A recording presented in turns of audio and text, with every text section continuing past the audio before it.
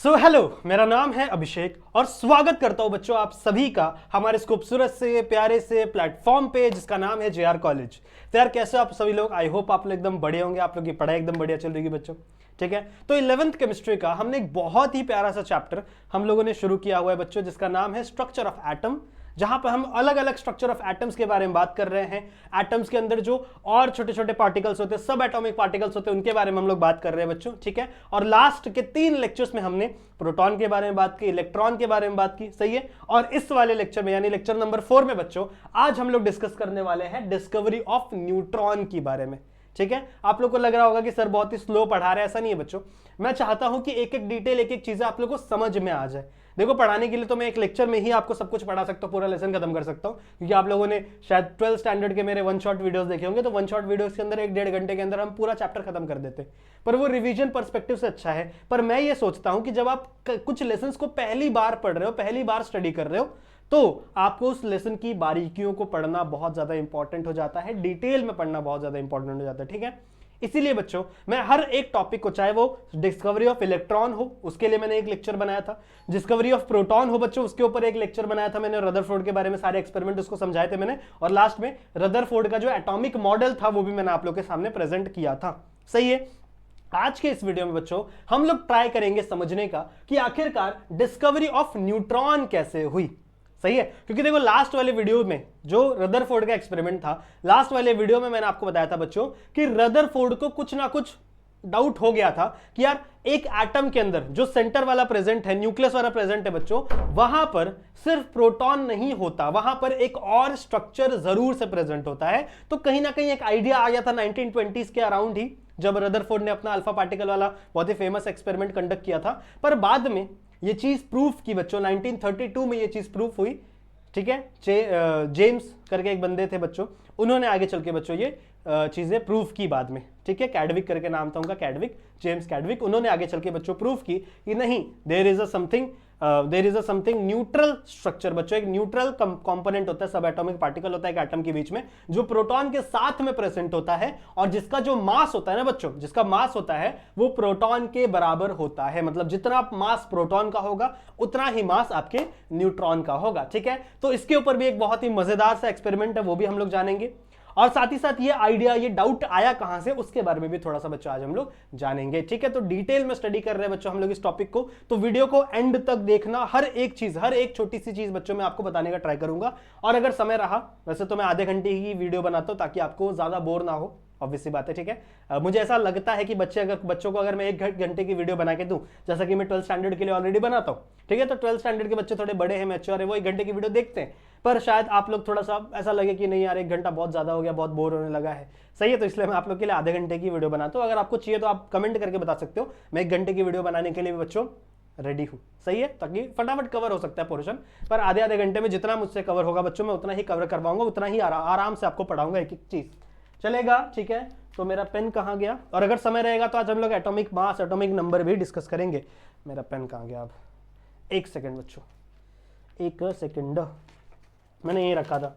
Yes, मिल गया। ठीक है, चलो तो शुरू करते बच्चों आज के इस वीडियो को, जहां पे हम लोग समझने वाले हैं कि आखिरकार न्यूट्रॉन की डिस्कवरी किस प्रकार देखने के लिए मिली थी हमारे यूनिवर्स में। ठीक है, चलेगा।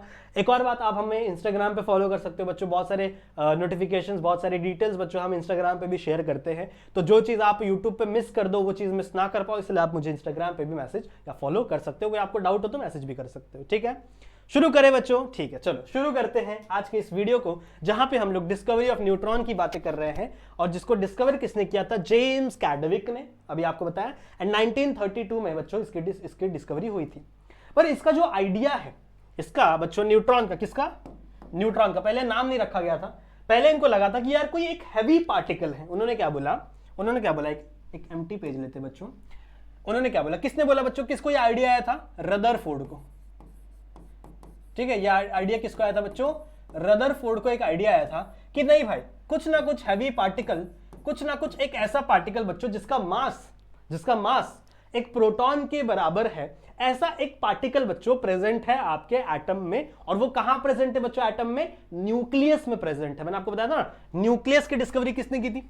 मैंने आपको यह भी बताया था लास्ट वाले लेक्चर में, न्यूक्लियस की डिस्कवरी किसने की थी बच्चों? रदरफोर्ड ने ही की थी। उन्होंने क्या बोला था कि भाई आपके एटम का जो सेंट्रल वाला पार्ट है, जो बीच वाला पार्ट है, उसे हम न्यूक्लियस कहेंगे। और इस न्यूक्लियस के अंदर, इसी बच्चों न्यूक्लियस के अंदर आपका प्रोटॉन बैठा हुआ है। इतनी बातें उन्होंने की। पर उन्होंने यह भी कहा कि सिर्फ प्रोटॉन नहीं होता न्यूक्लियस के अंदर बच्चों, न्यूक्लियस के अंदर इस प्रोटॉन के साथ साथ एक हैवी पार्टिकल भी प्रेजेंट है। इसके अंदर बच्चों एक हैवी पार्टिकल भी प्रेजेंट है। किसके अंदर बच्चों? न्यूक्लियस के अंदर प्रेजेंट है। अब ये आइडिया उनको आया कैसे? सुनो, उन्होंने क्या किया पता है? उन्होंने क्या देखा, देखो एक चीज आपको पता है बच्चों कि प्रोटॉन पॉजिटिव चार्ज होते हैं, सही बात है। न्यूट्रॉन की तो डिस्कवरी नहीं हुई। इलेक्ट्रॉन, ठीक है, इलेक्ट्रॉन जे थॉमसन ने डिस्कवर किया था, ये होते हैं बच्चों नेगेटिव चार्ज, सही बात है। अगर प्रोटॉन और न्यूट्रॉन ही होंगे एटम में, फॉर एग्जांपल एक समय के लिए मान लो बच्चों कि ये हैवी पार्टिकल नहीं है। फॉर एग्जांपल मान लो बच्चों कि सिर्फ और सिर्फ एक पार्टिकल के अंदर सिर्फ और सिर्फ प्रोटॉन और न्यूट्रॉन है, तो उस कंडीशन में होना क्या चाहिए? उस कंडीशन में एक चीज ट्रू होनी चाहिए, एक स्टेटमेंट ट्रू होनी चाहिए। क्या ट्रू होना चाहिए बच्चों? मान लो आपके पास हीलियम है, आपके पास क्या है बच्चों? हीलियम है। अब हीलियम का एटॉमिक नंबर क्या होता है? एटॉमिक नंबर सिखाऊंगा मैं आप लोग को, पर आप कह सकते हो कि इसके पास हीलियम के पास बच्चों 2 प्रोटॉन होते हैं और हीलियम के पास 2 इलेक्ट्रॉन होते हैं, सही है। हीलियम के पास बच्चों 2 प्रोटॉन होते हैं और 2 इलेक्ट्रॉन होते हैं, सही बात है, ठीक है, अच्छी बात है। वही मैंने बच्चों एक हाइड्रोजन ले लिया। हाइड्रोजन आप लोग को पता है, इसमें नंबर ऑफ प्रोटॉन कितने होते हैं? 1।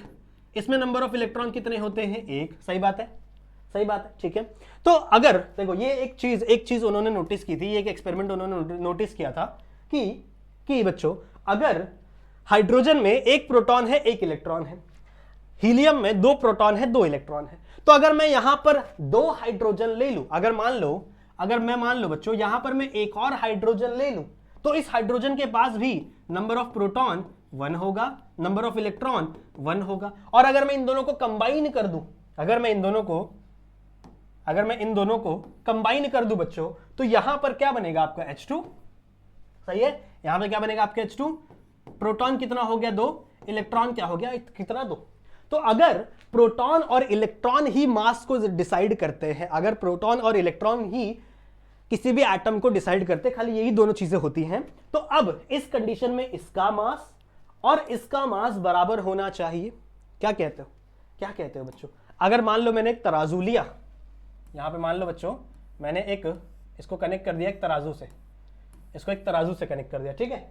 इसके अंदर मान लो बच्चों मैंने 2 हाइड्रोजन रख दिया और इसके अंदर मान लो बच्चों मैंने 1 हीलियम रख दिया, तो दोनों का वेट सेम होना चाहिए ना, दोनों का वेट सेम होना चाहिए। क्यों सेम होना चाहिए बच्चों? क्योंकि इसके पास भी अब 2 प्रोटॉन है और इसके पास भी अब 2 इलेक्ट्रॉन है। सिमिलरली यहां पे भी इसके पास प्रोटॉन कितना है? 2, इसके पास इलेक्ट्रॉन कितना है? 2। पर ये सेम नहीं हुआ बच्चों। इस कंडीशन में आपका हीलियम का वेट ज्यादा था, इसका मास, अगर मैं मास की कंपेयर करूं बच्चों, मास, तो इसका मास ज्यादा था एज कंपेयर टू इसके मास से।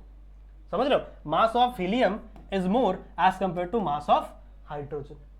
तो भाई ऐसा क्यों हुआ? अगर प्रोटॉन यहां पे भी उतने हैं, यहां पे भी उतने हैं, इलेक्ट्रॉन यहां पे भी उतने हैं, इतने ही यहां पे भी है, तो इसका मास क्यों ज्यादा हुआ? इसका मतलब बच्चों इस हीलियम के पास कोई दूसरा एक अनआइडेंटिफाइड और यू कैन से एक अननोन ऑब्जेक्ट प्रेजेंट है, इसके पास एक अननोन पार्टिकल प्रेजेंट है।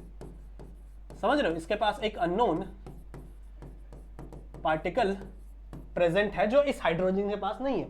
और आज हमें पता है कि हाइड्रोजन के पास ये नहीं होता, न्यूट्रॉन नहीं होता। समझ रहे हो? हाइड्रोजन के पास न्यूट्रॉन नहीं होता, पर हीलियम के पास न्यूट्रॉन होते हैं। कितने न्यूट्रॉन होते हैं बच्चों इसके पास? आज हमें पता है कि हीलियम के पास होते हैं 2 न्यूट्रॉन, ठीक है। हीलियम के पास क्या होते हैं बच्चों? 2 न्यूट्रॉन। तो रदरफोर्ड अंकल ने क्या किया पता है? साइंटिस्ट अंकल ने क्या किया कि यहां पर एक H2 और लगा दिया। अब यहां पे कितने H2 हो गए बच्चों? 4 H2 हो गए, 4 हाइड्रोजन हो गए। कितने हाइड्रोजन हो गए? 4 हाइड्रोजन हो गए। अब प्रोटॉन कितने हैं टोटल? 2, इधर 2 हाइड्रोजन, इधर 2 हाइड्रोजन, तो अब प्रोटॉन कितने हैं? 4। अब इलेक्ट्रॉन कितने हैं? 2, सॉरी, अब इलेक्ट्रॉन भी कितने हैं? 4। इलेक्ट्रॉन भी कितने हैं? 4। नाउ इस कंडीशन में आपका He और ये कंडीशन, ये दोनों क्या हो गए? बैलेंस हो गए। क्यों? ये दोनों बच्चों क्या हो गए? बैलेंस हो गए। क्यों? क्योंकि यहां पर दो न्यूट्रॉन था बच्चों हीलियम के पास, अननोन पार्टिकल थे। ये अननोन पार्टिकल आज हमें पता है कि इसे हम क्या बोलते हैं, आज हम इसे हमें पता है बच्चों, इसे हम क्या बोलते हैं, न्यूट्रॉन। पर उस समय वो साइंटिस्टों को पता नहीं था। तो ये चीज आपके बहुत सारे साइंटिस्ट अंकल ने समझी, स्टडी की, और उनको यहां पर कुछ ना कुछ डाउट था बच्चों, कुछ ना कुछ उनके दिमाग में था कि नहीं भाई, आपके एटम में, एटम का जो न्यूक्लियस वाला पार्ट होता है, एटम में जो न्यूक्लियस वाला पार्ट होता है, मतलब ये सेंटर वाला पार्ट बच्चों, ये सेंटर वाला पार्ट, इस वाले पार्ट में प्रोटॉन तो है, पर इस वाले पार्ट में एक अननोन ऑब्जेक्ट जरूर है।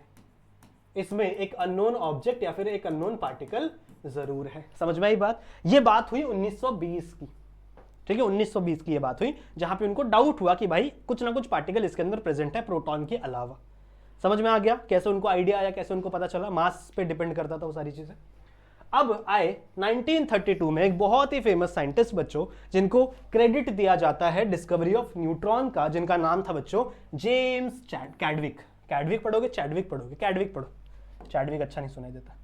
तो जेम्स कैडविक बच्चों एक साइंटिस्ट है, और उन्होंने एक बहुत ही फेमस एक्सपेरिमेंट किया, और उस एक्सपेरिमेंट के बाद पता चला कि भाई यहां पर एक अननोन ऑब्जेक्ट है, जिसका नाम उन्होंने न्यूट्रॉन दिया। क्या ऑब्जेक्ट था? सुनिए क्या किया उन्होंने। जैसा गोल्ड फॉइल वाला ये था ना, एक्सपेरिमेंट था ना, कुछ वैसा एक्सपेरिमेंट इन्होंने किया। सुनिए कैसा एक्सपेरिमेंट था। इन्होंने क्या किया बच्चों, एक बेरिलियम का शीट लिया, कुछ ऐसा, ठीक है। किसका शीट है बच्चों? ये बीई, बेरिलियम, ठीक है, बीई बेरिलियम। बेरिलियम का एटॉमिक नंबर जरा बताइए। बीई बेरिलियम बच्चों हमने लिया है, और इसका एटॉमिक नंबर कितना होता है बच्चों? 4। इसका एटॉमिक नंबर कितना होता है? 4। बी बोरॉन का 5 होता है। सही है, तो मतलब इसके पास कुछ ना कुछ पॉजिटिव चार्ज था, ठीक है। फिर इन्होंने क्या किया, इस बेरिलियम के सामने बच्चों यहां पे रख दिया एक सोर्स। किसका सोर्स बच्चों? अल्फा रेज का, अल्फा पार्टिकल रेज को मारने वाला एक सोर्स इन्होंने रख दिया, ठीक है। इन्होंने क्या रखा बच्चों? यहां से एक सोर्स रख दिया, बहुत अच्छी बात है। अब आपको पता है कि अल्फा पार्टिकल जो होता है बच्चों, वो खुद क्या होता है? Positive charge. अल्फा पार्टिकल खुद क्या होता है बच्चों? पॉजिटिव चार्ज होता है। तो जब वो यहां पे पड़ता है, तो पॉजिटिव चार्ज पे अगर वो टकराएगा तो वो रिटर्न आ जाता है। भैया positive positive repel each other ना, तो पॉजिटिव चार्ज पे अगर वो टकराता है तो वो रिटर्न आ जाता है। सही बात है। तो अब उन्होंने क्या किया कि ठीक है भाई, यहां से अल्फा रेज यहां से निकली और इस बेरिलियम के ऊपर टकराई। इस बेरिलियम के ऊपर क्या हुआ बच्चों? ये अल्फा पार्टिकल्स क्या होने लगे? टकराने लगे। अब कुछ अल्फा पार्टिकल्स पास भी हो जाते होंगे बच्चों, क्योंकि आपको पता ही है कि एक एटम के अंदर बहुत सारा जो पार्ट होता है वो खाली होता है, एम्प्टी होता है, वेकेंट होता है, तो वहां से बहुत सारे अल्फा पार्टिकल पास भी हो जाते थे। पर बच्चों इस बेरिलियम के मॉलिक्यूल से बच्चों कुछ सब एटॉमिक पार्टिकल्स यहां से निकलकर यहां आ गए। समझ रहे हो?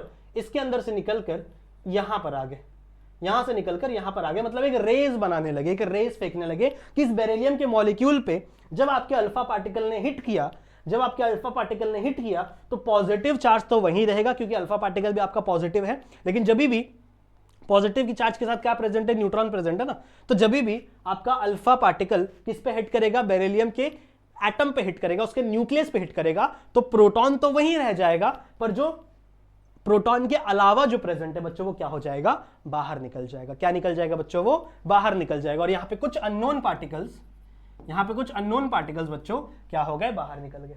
ये अननोन पार्टिकल्स की रेज है, ये अभी तक हमको पता नहीं है। ये कुछ अननोन पार्टिकल्स की रेज यहां से बच्चों क्या हुई?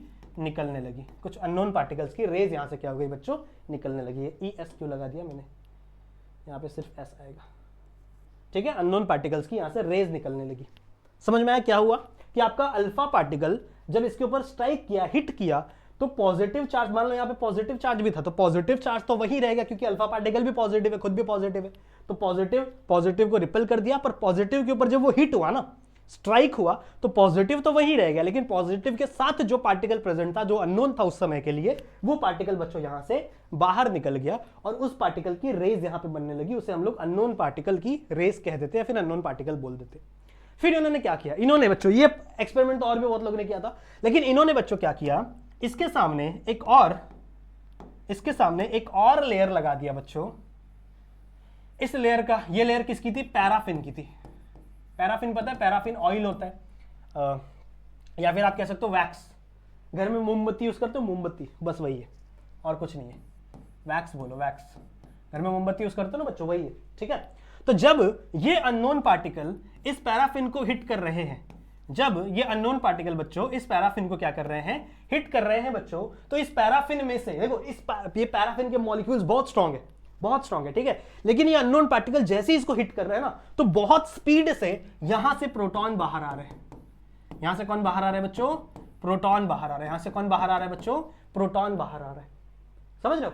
तो मतलब जो आपके अननोन पार्टिकल है वो तो खुद के पार्टिकल को तो जाने नहीं देंगे, पर वो इतनी जोर से हिट कर रहे हैं कि जो दूसरा पार्टिकल है जो सेम वेट का है, ऑब्वियस सी बात है, जो सेम वेट का है बच्चों, वो बाहर आ जा रहा है। क्लियर है? अच्छा, नहीं समझा होगा, इमेजिन करो, फॉर एग्जाम्पल इमेजिन करो, मैं अगर नहीं समझा होगा तो मैं आपको समझाता हूं। फॉर एग्जाम्पल मान लो एक फुटबॉल रखा है यहाँ पे, फुटबॉल, ये क्या रखा है यहाँ पे, फुटबॉल रखा है, ठीक है, फुटबॉल रखा है। और ये फुटबॉल मान लो 1 kg का है, बहुत ही हैवी फुटबॉल है। मान लो ये फुटबॉल कितने का है बच्चों, 1 किलोग्राम का, 1 kg का फुटबॉल है, ठीक है। अब यहां से एक चूहा आता है, रैट आता है बच्चों, और रैट आके इस फुटबॉल के ऊपर टकरा जाता है, इस फुटबॉल के ऊपर बच्चों टकरा जाता है। 1 kg का फुटबॉल है, तो क्या ये फुटबॉल हिलेगा, या हिल के बहुत दूर तक चले जाएगा? नहीं, हिल सकता है बच्चों, पर ये ज्यादा दूर तक नहीं जाएगा, या फिर थोड़ा सा दूर आ जाएगा। मान लो ये फुटबॉल यहां पे है, ये थोड़ा सा दूर आ जाएगा, पर ये ज्यादा हिलेगा नहीं, क्योंकि इसका मास ज्यादा है और इसका मास कम है, इसका मास कम है। लेकिन मान लो बच्चों, इस रैट की जगह एक कैट आ गई, और ये कैट भी 1 kg की ही है। ये कैट भी क्या है बच्चों, 1 kg की है। जब ये कैट आके इसको हिट करेगी बच्चों, तो ये फटाक से क्या हो जाएगा, यहां से बाहर निकल जाएगा। समझ रहे हो? क्योंकि इसका वेट क्या हो गया, सेम हो गया। या तो सेम वेट होना चाहिए, या तो उससे ज्यादा वेट होना चाहिए। अगर इससे ज्यादा कोई वेट वाला होगा, वो भी टकराएगा, तो वो भी क्या हो जाएगा बच्चों, बाहर आ जाएगा। सिमिलरली बच्चों, ये जो अननोन पार्टिकल है ना बच्चों, इसका मास किसके बराबर होगा बच्चों, प्रोटॉन के मास के बराबर होगा। इसका मास और इसका मास दोनों क्या होगा, बराबर होगा। इसीलिए इसने इसको हिट किया और प्रोटॉन यहां से क्या हो गया, बाहर निकल गया। समझ में आई बात? ठीक है। तो ये एक्सपेरिमेंट कंडक्ट करने के बाद कैडविक ने क्या बोला कि भाई देखो कि आपके एटम के अंदर कोई एक ऐसा पार्टिकल जरूर से होगा, आपके एटम के अंदर कोई ऐसा पार्टिकल जरूर से होगा जिसका मास प्रोटॉन के बराबर होगा। जिसका मास क्या होगा बच्चा, प्रोटॉन के बराबर होगा। क्लियर है? लेकिन वो प्रोटॉन नहीं है, क्योंकि बच्चों अगर वो हिट करता प्रोटॉन को, तो प्रोटॉन बाहर क्यों जाता, सेम चार्ज तो ये हो जाते ना, रिपेल हो जाते ना, तो ये तो रिटर्न आ जाता। पर ये हिट करने से प्रोटॉन क्यों बाहर जा रहा है, इसका मतलब वो सेम चार्जेस वाले नहीं है। इसका मतलब वो सेम चार्जेस वाले नहीं है।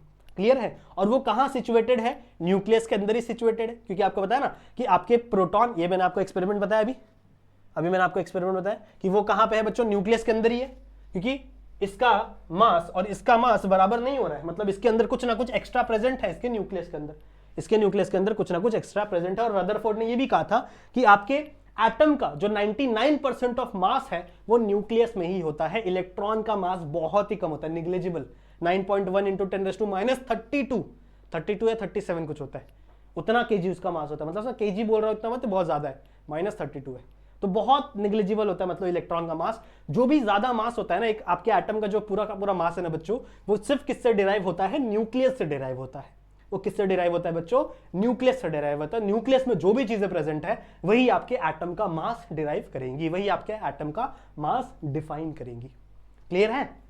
समझ में आई बात? तो यहां से कहां चले गए हम लोग, यहां से बच्चों हमको यह समझ में आया कि यार there is some unknown particle जिसका मास बराबर है किससे, प्रोटॉन से बराबर है। और ये अननोन पार्टिकल बच्चों क्या नेगेटिव था, क्या ये नेगेटिव चार्ज है, नहीं, एक्सेप्ट, वरना ये हो जाते ना, अट्रैक्ट हो जाते हैं। क्या ये पॉजिटिव चार्ज है, नहीं। अगर पॉजिटिव चार्ज रहता तो प्रोटॉन बाहर क्यों निकलता भाई, प्रोटॉन अगर यहाँ पे प्रोटॉन पॉजिटिव चार्ज है ना बच्चों, ये तो टकरा के वापस आ जाना चाहिए था।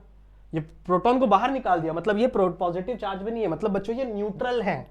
ये इलेक्ट्रिकली क्या है बच्चों, ये इलेक्ट्रिकली क्या है बच्चों, ये न्यूट्रल है, मतलब इनके ऊपर कोई चार्ज नहीं है। एंड बिकॉज ऑफ दैट, ये इलेक्ट्रिकल नहीं, न्यूट्रल होते बच्चों, बिकॉज ऑफ दैट चैडविक ने इनका नाम क्या रखा, न्यूट्रॉन। चैडविक ने इनका नाम क्या रखा बच्चों, न्यूट्रॉन नाम रखा। समझ में आ गई बात? समझ में आ गई बात। तो इनको न्यूट्रॉन क्यों कहा गया, इनको न्यूट्रॉन क्यों कहा गया बच्चों, इसीलिए इनको न्यूट्रॉन कहा गया क्योंकि ये इलेक्ट्रिकली न्यूट्रल है और ये प्रेजेंट कहां पे होते हैं बच्चों, आपके न्यूक्लियस के अंदर। ठीक है, तो आपको ये याद रखना पड़ेगा। अगर न्यूट्रॉन की बातें कहूं, अगर मैं न्यूट्रॉन की कुछ बातें कहूं, अगर आपसे कोई न्यूट्रॉन के बारे में पूछे तो आपको क्या क्या याद रखना पड़ेगा बच्चों। सबसे पहला आपको याद रखना पड़ेगा कि neutrons are the sub atomic particle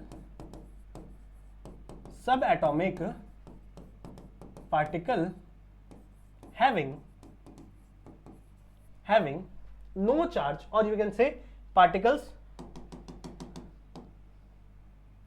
are, ऐसा लिख सकते हो, छोड़ो यहां पे लिख दो sub atomic particle, and this particles are electrically neutral in nature, and this particle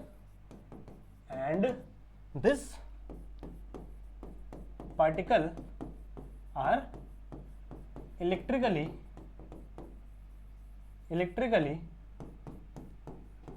neutral in nature. मतलब ये क्या होते हैं बच्चों, न्यूट्रल होते हैं नेचर के हिसाब से, मतलब नेचुरली नेचर में क्या होते हैं, न्यूट्रल होते हैं। दूसरा आप क्या लिखोगे बच्चों, मास ऑफ अ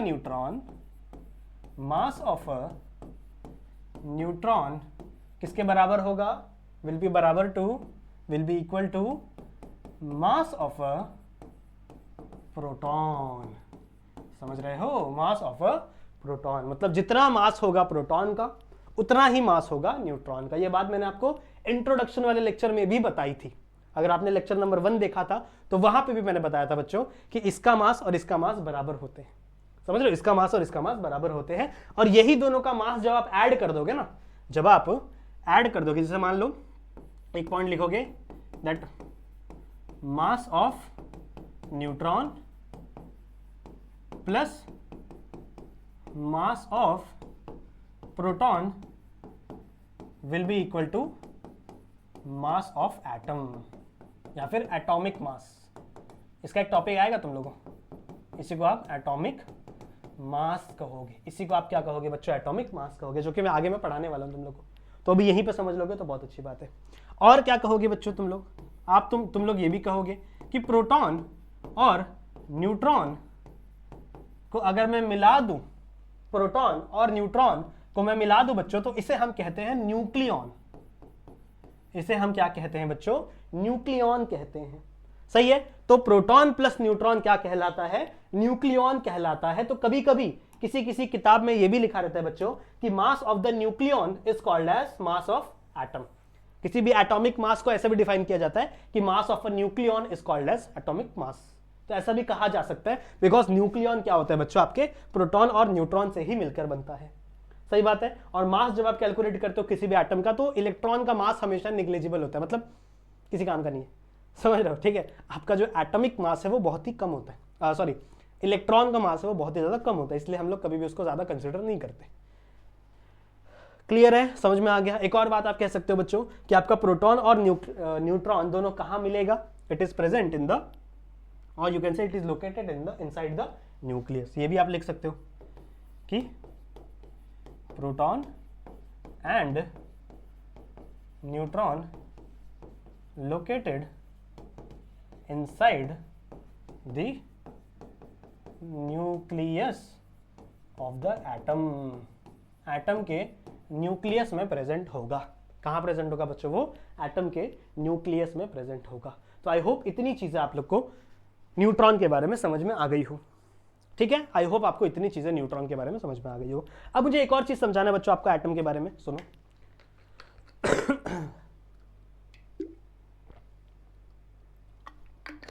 पानी पीना भी जरूरी है, ठीक है। एक चीज और मुझे समझाना है आप लोगों को, कोई भी एटम, जैसे मैं आपको बात करूं, मैंने आपको पहले भी कुछ लेक्चर्स में बताया था कि एटम इलेक्ट्रिकली न्यूट्रल कब होगा, जब नंबर ऑफ प्रोटॉन और नंबर ऑफ इलेक्ट्रॉन बराबर होंगे। जितने नंबर ऑफ प्रोटॉन है, जितने नंबर ऑफ इलेक्ट्रॉन है, अगर वो सेम हो तो आपका एटम इलेक्ट्रिकली न्यूट्रल होगा। सही बात है, सही बात है ना बच्चों। तो अगर मैं बात करूं कोई भी एटम के बारे में, अगर मैं बात करूं बच्चों कोई भी एटम के बारे में, तो वो इलेक्ट्रिकली न्यूट्रल कब होगा, वो इलेक्ट्रिकली न्यूट्रल कब होगा बच्चों? जब नंबर ऑफ प्रोटॉन, देखो यहाँ पे नंबर ऑफ प्रोटॉन की बात हो रही है, मास की बात नहीं हो रही है। Number of proton will be equal to number of electron, मतलब इलेक्ट्रॉन जितने हैं अगर उतने ही प्रोटॉन प्रेजेंट होंगे तो आपका एटम इलेक्ट्रिकली न्यूट्रल होगा और उसे आप उसके ऊपर कोई भी चार्ज आप शो नहीं करोगे, ठीक है, उसके ऊपर कोई भी आप चार्ज शो नहीं करोगे। जैसे आपने दिखा दिया नाइट्रोजन, सिर्फ एन लिख दिया, सो एन आपका नाइट्रोजन है, पर नाइट्रोजन खुद के फॉर्म में एग्जिस्ट नहीं करता। आप यहां पे दिखा सकते हो हीलियम दिखा सकते हो, ठीक है, आप यहां पे क्या दिखा सकते हो बच्चों? हीलियम दिखा सकते हो। पर कभी कभी ऐसा भी होता है कि आपके एटम्स इलेक्ट्रिकली न्यूट्रल नहीं रहते, आपके एटम्स इलेक्ट्रिकली न्यूट्रल नहीं रहते, कभी कभी आपके एटम्स इलेक्ट्रिकली निगेटिव हो जाते हैं। अब ये कब होगा? इलेक्ट्रिकली निगेटिव हो जाते हैं बच्चों, कभी कभी आपके एटम्स इलेक्ट्रिकली निगेटिव हो जाते हैं। कब होगा? जैसे मान लो Cl माइनस है, ठीक है, Cl माइनस है, तो ये आपका क्लोरीन निगेटिव है। क्यों नेगेटिव है बच्चों? ये हमेशा होगा तब, उस कंडीशन में जब नंबर ऑफ प्रोटॉन कम हो जाए as compare to number of electron के कंपैरिजन में। मतलब अगर इलेक्ट्रॉन का नंबर बढ़ जाएगा, अब आप लोग को पता है इलेक्ट्रॉन क्या होता है? नेगेटिवली चार्ज स्पीशीज, सही बात है, इलेक्ट्रिकली चार्ज स्पीशीज होती है बच्चों। तो अगर इलेक्ट्रॉन का नंबर कम हो जाए, सॉरी इलेक्ट्रॉन का नंबर बढ़ जाए, इलेक्ट्रॉन का नंबर बढ़ जाए और प्रोटॉन का नंबर कम हो जाए, तो आप क्या कहोगे कि आपका जो एटम है वो इलेक्ट्रिकली नेगेटिव है। और जितना इलेक्ट्रॉन का नंबर ज्यादा होगा उतना ज्यादा चार्ज लगेगा। जैसे मान लो Cl माइनस है, तो इसमें सिर्फ एक ही माइनस है, कुछ नहीं लिखा है, मतलब एक नंबर लिखा है, तो मतलब यहां पे प्रोटॉन होंगे 17 और ये होंगे 18, मतलब एक ही इलेक्ट्रॉन ज्यादा है। कभी कभी ऐसा भी होता है, कभी कभी ऐसा होता है कि आपका मान लो O2 माइनस हो गया। O2 माइनस मतलब क्या हो गया बच्चों? यहां पे इलेक्ट्रॉन 2 नंबर से ज्यादा है, मतलब 2 इलेक्ट्रॉन ज्यादा है। अगर 3 माइनस होगा तो 3 इलेक्ट्रॉन ज्यादा है, 4 माइनस होगा तो 4 इलेक्ट्रॉन ज्यादा है। समझ में आई बात? ठीक है, तो जितने नंबर ऑफ माइनस चार्ज मतलब उतना ज्यादा नेगेटिव, उतना ज्यादा इलेक्ट्रॉन प्रेजेंट है आपके एक एटम के अंदर। सिमिलरली इसी के जैसा एक और केस हो सकता है दैट आपके आपके एटम इलेक्ट्रिकली पॉजिटिव भी हो सकते हैं। आपके एलिमेंट्स और यू कैन से एटम्स आपके इलेक्ट्रिकली पॉजिटिव भी हो सकते हैं, जैसे Na+, ठीक है, इतना बड़ा गोला नहीं बनाना चाहिए। Na+ बच्चों, Na+ क्या होता है? सोडियम आपका पॉजिटिव चार्ज। इस कंडीशन में क्या होगा? ऑब्वियस सी बात है, इस कंडीशन में क्या होगा बच्चों? ऑब्वियस सी बात है कि आपका जो नंबर ऑफ प्रोटॉन है वो ज्यादा होगा नंबर ऑफ इलेक्ट्रॉन के कंपैरिजन में।